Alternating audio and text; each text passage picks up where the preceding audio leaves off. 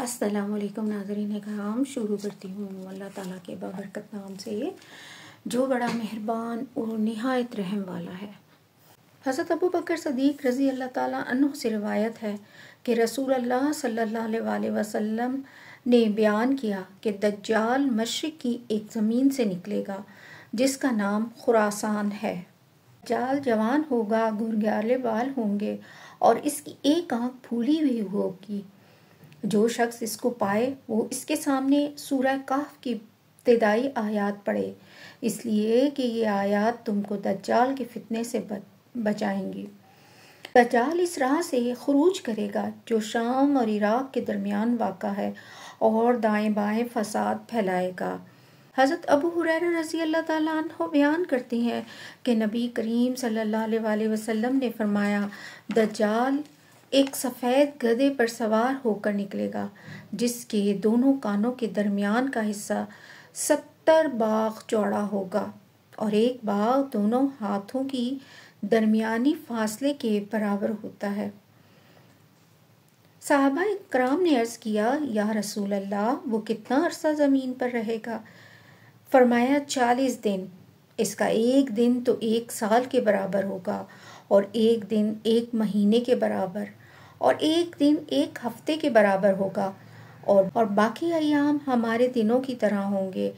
صحابہ رضی اللہ تعالیٰ عنہ نے عرض کیا، یا رسول اللہ اس کا جو دن 1 سال کے برابر ہوگا، کیا اس روز ہماری 1 دن کی نماز کافی ہوگی؟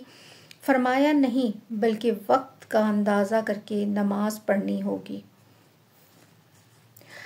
حضرت اسماء بنت یزید بیان کرتی ہیں کہ رسول اللہ صلی اللہ علیہ وسلم میرے گھر میں تشریف فرما تھے کہ آپ صلی اللہ علیہ وسلم نے دجال کا ذکر کیا۔ فرمایا، دجال کے نکلنے سے پہلے 3 سال ایسے آئیں گے جس میں آسمان 1 سال تہائی بارش کو اور زمین 1 تہائی پیداوار کو روک لے گی۔ دوسرے سال میں آسمان 2 تہائی بارش کو اور زمین 2 تہائی پیداوار کو روک لے گی، اور تیسرے سال میں نہ بارش ہوگی نہ پیداوار، یعنی قحط پڑ جائے گا، پھر نہ کوئی گھر والا جانور باقی رہے گا اور نہ دانت والا۔ صحابہ کرام نے عرض کیا، یا رسول اللہ زمین پر اس کے چلنے کی رفتار کیا ہوگی؟ آپ صلی اللہ علیہ وسلم نے فرمایا، وہ اس ابر کی مانند تیز رفتار ہوگا جس کے پیچھے ہوا ہوگی۔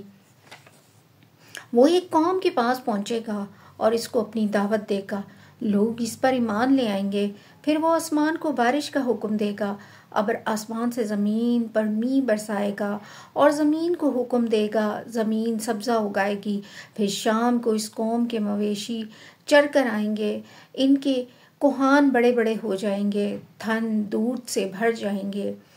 پھر دجال ایک اور قوم کے پاس پہنچے گا، اس کو اپنی دعوت دے گا، وہ قوم اس کی دعوت کو رد کر دے گی اور وہ ان کو چھوڑ کر چلا جائے گا، وہ قحط زدہ ہو جائیں گے، یعنی ان کے پاس کچھ نہیں رہے گا۔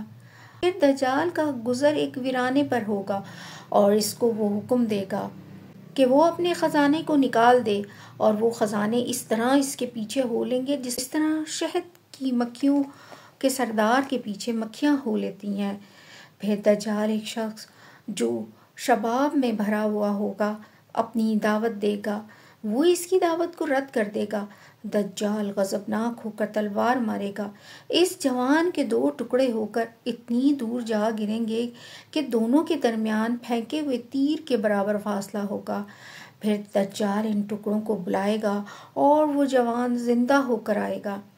غرض دجال اسی طرح اپنے کاموں میں مشغول ہوگا کہ اچانک اللہ تعالیٰ حضرت مسیح ابن مریم علیہ السلام کو بھیج دے گا۔